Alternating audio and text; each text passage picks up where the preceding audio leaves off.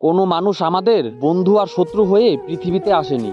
আমাদের ব্যবহার ও কথাবার্তাই মানুষকে আমাদের বন্ধু আর শত্রু বানায়। যখন আমার টাকা ছিল না তখন কেউ খোঁজ নিত না, তারপর অনেকের কাছ থেকে টাকা ধার নিয়েছি, এখন সবাই আমার খোঁজ নেয়। শত শত বছর বেঁচে থাকার নিশ্চয়তা আমাদের কারোরই নেই, কিন্তু শত মহৎকর্মের দ্বারা হাজার বছর মানুষের মনে বেঁচে থাকা সম্ভব। অভাবী মানুষের অভাব দূর করা যায়, কিন্তু লোভী মানুষের অভাব সারা জীবনে দূর করা যায় না। চোখে দেখতে না পারাটাই অন্ধত্ব নয়, অন্যের মিথ্যা কথা বিশ্বাস করে কাউকে ভুল বোঝাটাও এক প্রকার অন্ধত্ব। এটাই বাস্তবতা।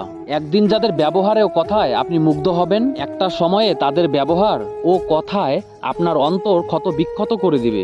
পরিশ্রম চেহারা নষ্ট করে দিতে পারে, তবে ভবিষ্যৎ সুন্দর করে দেয়। হঠাৎ বড়লোক হওয়া গেলেও হঠাৎ ভদ্রলোক হওয়া যায় না, কারণ ভদ্রতা হলো পারিবারিক শিক্ষা।